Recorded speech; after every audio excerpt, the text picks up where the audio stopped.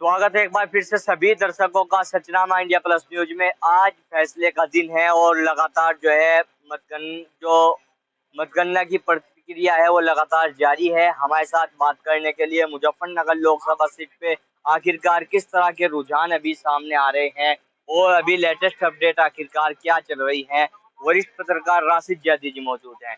राशिद जी, बहुत बहुत स्वागत है। शुक्रिया तनवीर भाई जी। किस तरह की अपडेट अभी चल रही है और शुरू से अब तक कितने राउंड हो चुके हैं और किस तरह के समीकरण अब तक रहे हैं? देखिए, करीब 9वां-10वां राउंड चल रहा है जो मैंने देखा है, और 28,000 से ज्यादा की लीड जो है समाजवादी पार्टी प्रत्याशी जो है हरिंदर मलिक, उन्होंने ले ली है। और अभी अभी हमारी बात हुई है, डॉक्टर संजीव बालियान से भी बात हुई है, तो हमने लीड के ही बारे में उनसे बात की, तो उन्होंने साफ तौर से बताया कि देखिए, ये बिल्कुल 2019 की तरह है, लेकिन आज इस टाइम तक, इस राउंड तक 2019 में वो करीब जो है 5,000 वोट से पिछड़े हुए थे, और इस बार जो है करीब 9,000 वोट से पिछड़े हुए हैं। तो जो डिफरेंस है, यानी जो उनके पिछड़ने का डिफरेंस है, और जो समाजवादी पार्टी के कैंडिडेट की जो लीड है, वो उसका कारण क्या है, उसकी वजह क्या है? तो जाहिर सी बात है, उसकी वजह कहीं ना कहीं जो हमने देखा इलेक्शन से पहले, देखा कि कुल मिला के जो जिससे ठाकुरों में एक गुस्सा था, तो अभी हमने जो काउंटिंग का असेसमेंट किया वो ये है कि सरधना में ऑलमोस्ट ज्यादातर काउंटिंग पूरी हो चुकी है। चरथावल में जो ठाकुर बाहुल्य एरिया है, या जो ठाकुर मेजोरिटी वाले जो एरियाज हैं, वहां की काउंटिंग पूरी हो चुकी है। तो जो ठाकुरों वाले जो एरिया है उसकी काउंटिंग पूरी हो गई है। जो जो डिफरेंस पिछली बार के मुकाबले 7,000 का ज्यादा आ रहा है लीडिंग में, यानी पिछड़ने में भाजपा कैंडिडेट के, वो उसकी वजह जो सामने आई है वो ये है कि जो ठाकुर वोटर्स है, जो वो नाराज था, उसने कहीं ना कहीं भाजपा कैंडिडेट के अगेंस्ट वोट कास्ट किया है, और उससे 7,000 का डिफरेंस आया है। यानी कुल मिला के जो भाजपा के जो कैंडिडेट हैं, डॉक्टर संजीव बालियान, सपा के कैंडिडेट हरिंदर मलिक के मुकाबले करीब करीब 28,000 से पीछे चल रहे हैं इस टाइम। जी जी। तो 20-22,000 का डिफरेंस, 20,000 की जो लीड थी वो पिछली बार भी इस राउंड तक चौधरी अजीत सिंह की थी। तो 7-8 हजार का जो डिफरेंस है उसके बारे में ये क्लैरिफाई हो गया है कि जो ठाकुर एरियाज हैं, वहां की जो वोट्स हैं, वो डॉक्टर संजीव बालियान के अगेंस्ट गई हैं।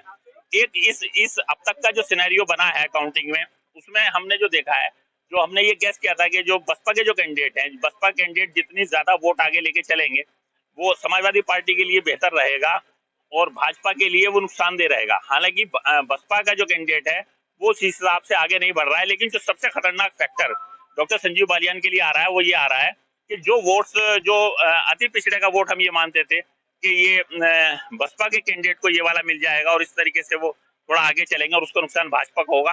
लेकिन मुझे लगता है कि ये जो जो हम बसपा के खाते में जो वोट हम मान रहे थे उस टाइम, वो मुझे लगता है वो शायद वो हरिंदर मलिक जी के खाते में गया है।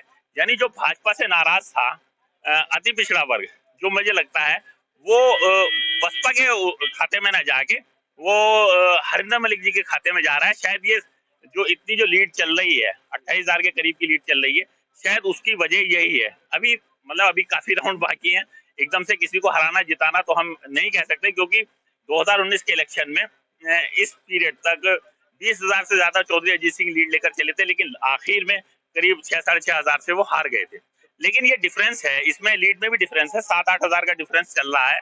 तो 7-8 हजार का डिफरेंस मैं मानता हूँ कि शायद जो ठाकुर वाले, जो ठाकुरात वाला जो एरिया था, शायद वहां से डॉक्टर संजीव बालियान को वोट ज्यादा नहीं मिली है, और वो सपा के जो कैंडिडेट है हरिंदर मलिक, वो उनके खाते में जा रही है। क्या लगता है राशिद जी, जैसे लगातार विरोध भी सामने आ रहा था पूरे चुनाव में, जिस तरह की तस्वीरें अलग अलग बनकर आ रही थी, तो उसका असर भी कहीं ना कहीं दिख रहा है?